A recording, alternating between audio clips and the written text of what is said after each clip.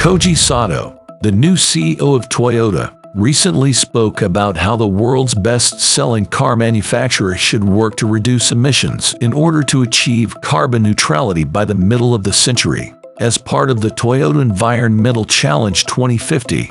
He explained that there is no single solution because the plan is to invest in various technologies. Toyota faces numerous challenges, according to Koji Sato, who stated that the durability of solid-state batteries remains a huge challenge. He remains optimistic. However, if we get past this point, the energy efficiency will be really fantastic. We're working on it, but we need some time. Toyota announced in January 2022 that a hybrid with a solid-state battery would be available by 2025. He believes that synthetic fuels also require time to evolve. He stated that the energy required to create e-fuels is still too high, and that only further technological progress will make mass production feasible.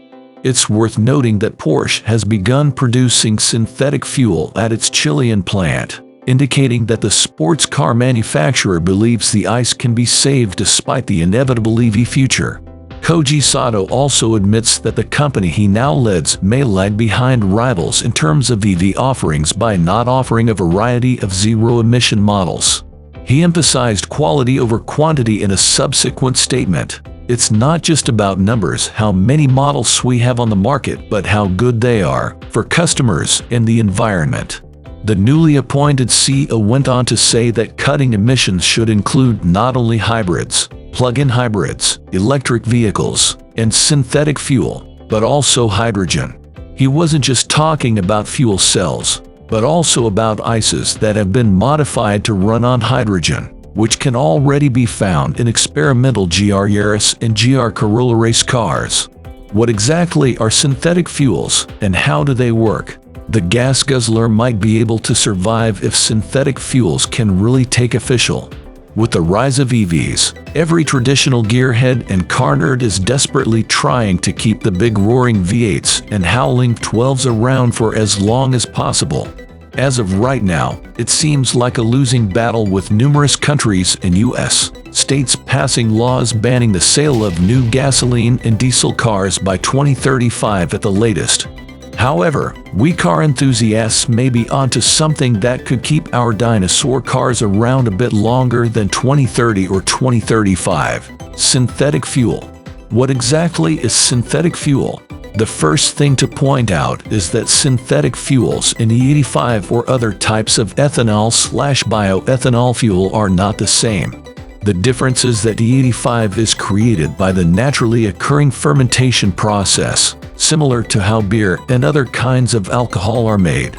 Synthetic fuels are made by a process that was created by humans and does not exist by itself in the natural world.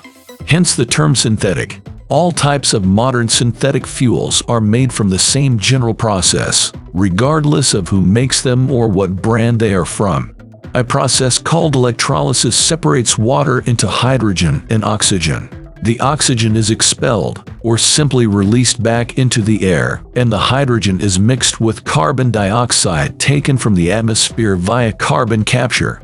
That mixture of hydrogen and carbon dioxide creates a form of liquid methanol, which is then refined to create a liquid that has the same effect as gasoline or diesel. Meaning you can fill up your car with synthetic fuel and simply drive around without any modifications.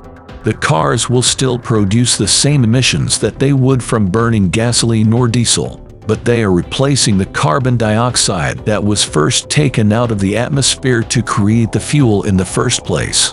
So, as long as green energy, for example, energy from hydropower or wind farms, is used in the production process, the entire thing is carbon neutral. When will we be filling up with synthetic fuels at the gas station? Probably not, at least not for a while, until the production process and the fuel itself gets cheaper. People also need to be willing to accept synthetic fuels as a legitimate alternative to gasoline and diesel. Only time will tell if it has the same effect as E85 on engines, such as added corrosion and a lack of fuel economy. However, there have been large pushes in recent years for the advancement of synthetic fuels, most notably from Porsche and interest from Lamborghini. The former has invested about $100 million in a synthetic fuel development center in Chile, with the hope that it can produce 550 million gallons of the stuff in 2026.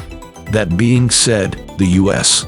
consumed over 600 billion gallons of gasoline in 2021, so there's an argument over what difference it makes. Perhaps synthetic fuels will be around for a long time, but will be a niche market, sort of like hydrogen fuel. All the rich stockbrokers will be able to get their hands on some synthetic gas to fuel their Lambos, but it will be just barely out of reach for us normal people. Which car makers have invested in synthetic fuel? The highest profile investor in synthetic fuel is arguably Porsche itself, owned by the Volkswagen Group. The German sports car manufacturer has invested around $100 million, £82 million in a project that will create synthetic fuels at a new facility in Chile, which is expected to produce up to 130,000 liters of synthetic fuel by 2022 and 550 million liters by 2026. This is rather small fry given the USA used roughly 612 billion liters of petrol in 2021 alone, though. BMW, meanwhile, invested $12.5 million, £10.3 million in any fuel startup called Prometheus Fuels in 2020, though again, this is a drop in the ocean when the firm announced a $24 billion, £18 billion purchase of electric car batteries in 2021. Audi said in 2018 that it was convinced of the potential of synthetic fuels, though subsequently clarified that electric cars represent its true future path, with e-fuels merely a bridging technology. Toyota, meanwhile, announced a GR86 running on synthetic fuel would compete in the Japanese Super Takyu race series, while McLaren has indicated it sees potential in e-fuels. Are there any other fuel alternatives? Hydrogen fuel cell cars present one potential future, but all signs point to these being expensive and hugely difficult from an infrastructure perspective, so the jury is either out or leaning towards an acquittal of this technology as being a valid one for road cars, though its application in rail or maritime freight looks potentially more hopeful. The same goes for hydrogen combustion cars, which, rather than splitting electrons from hydrogen molecules and harvesting electricity this way, ignite hydrogen in an engine.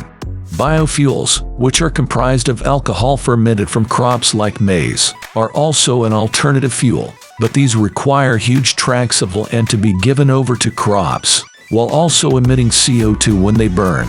Solar is generations away from providing enough motive power for a car, while other fringe automotive propulsion technologies include compressed air and compressed nitrogen.